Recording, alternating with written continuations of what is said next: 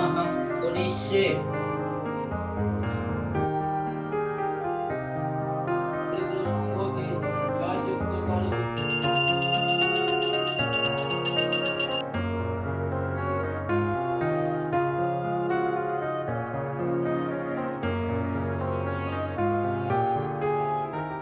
आज 25শে বৈশাখ বিশ্বকবি রবীন্দ্রনাথ ঠাকুরের জন্মজয়ন্তী।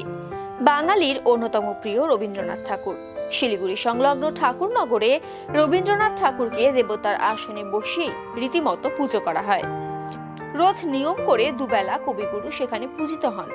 তবে বর্তমানে মানুষের মধ্যে উৎসাহ কমে যাওয়ায় সাড়ম্বরে সেখানে পালিত হয় না রবীন্দ্রনাথ ঠাকুরের জন্মজয়ন্তী। জানা গিয়েছে, প্রায় 20 বছর আগে ঠাকুরনগরে একটি মন্দির স্থাপন করেছিলেন শরৎচন্দ্র বোস। বেশ কয়েক বছর আগে তিনি মারা যান। এরপর থেকে মন্দিরের দায়িত্বভার গ্রহণ করেন স্বামী সুধাকৃষ্ণ দাস গোস্বামী মহারাজ। মন্দিরের প্রতিষ্ঠাতা স্বর্গীয় শরৎচন্দ্র দাস স্বপ্ন দেখেছিলেন এবং কবিগুরুকে ঈশ্বর রূপে পান তিনি। তারপরেই ছোট্ট মন্দির বানিয়ে কবিগুরুর ছবি দিয়ে পুজো করতেন। ধীরে ধীরে তার শিষ্যরা এখানে একটি আস্ত মন্দির তৈরি করেন। পরবর্তীতে কবিগুরুর বড় মূর্তি আনা হয়। রবীন্দ্র জয়ন্তী ও রবীন্দ্রনাথের প্রয়াণ দিবসে সাড়ম্বরে পুজোর পাশাপাশি সেখানে আগে মেলাও বসত।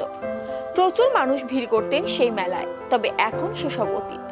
মন্দিরের খোঁজ খবর রাখে না কেউ। তবে নিয়ম করে কবিগুরুর পুজো চলছে। অবহেলায় মন্দিরের আশেপাশে জঙ্গলে ভর্তি হয়ে গিয়েছে। যিনি দায়িত্বে আছেন তিনি শুধু পুজোটাই করেন। এদিন শঙ্কর ঘোষ বলেন, শ্রী শ্রী গৌরভাবামিত বিশ্বকল্যাণকামী হরিগুরু সংঘ অনাথ শিশু আশ্রম প্রতিষ্ঠার জন্য এটা স্থাপিত হয়েছে। এখানকার সম্পাদক এবং অল ইন অল আমি এখানকার। এই মন্দিরটা স্থাপিত হয় 1996 সনে। পুজো শুরু হয় 2000 থেকে। মন্দির টন্দির আমরা তৈরি করি, তখন করে তারপরে প্রতিমূর্তি আমরা স্থাপিত করি। 2000 সন থেকে এখানে পুজো দিয়ে এসছি।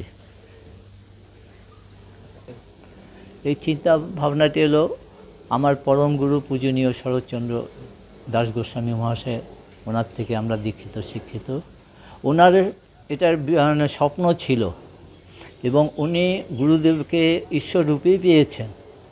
আমার গুরুদেব বিশ্বকবি রবীন্দ্রনাথ ঠাকুরকে ঈশ্বর রূপে পেয়েছেন। ওনার বাসনা ছিল তাকে মন্দিরে প্রতিষ্ঠিত করে সারা বিশ্বে এটা তার প্রচার করা, তাকে প্রকাশ করা, আরও ঈশ্বররূপে প্রকাশ করা। এমনি বিশ্বকবি রূপে তো উনি প্রকাশিত, কিন্তু ঈশ্বররূপে প্রকাশ করার যে ইচ্ছা আমার গুরুর ছিল, তারই আদেশ এবং তারই পথ ধরে আমরা তাকে ঈশ্বররূপে পূজা করি। রোজ প্রতিদিন তাকে পুজো দিই।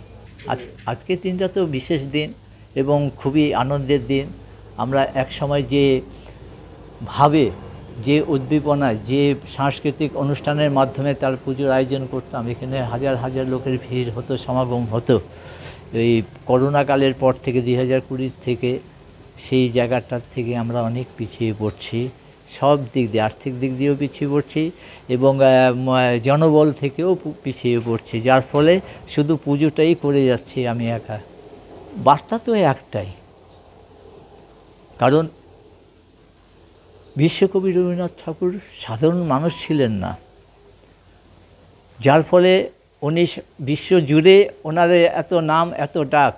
আমাদের ভারতবর্ষে তো তার এই জন্মদিন 1 দিন, 2 দিন, 3 দিন কি 10 দিন পালন হয়, কিন্তু বিশ্বের অনেক রাষ্ট্রে 2 মাস 3 মাস ধরে তার এই জন্মবার্ষিকী পালিত হয়। তাকে ঈশ্বররূপে কেউ প্রকাশ করুক না করুক, তাকে ঈশ্বররূপে অনেক পৃথিবীর অনেক মানুষই মনে করেন আমার গুরুদেব তাকে ঈশ্বররূপে পেয়েছেন। তাই আমরাও তাকে ঈশ্বররূপেই পূজা করি। তিনি পূজিত হয়ে আসছেন আমাদের কাছে ঈশ্বররূপে।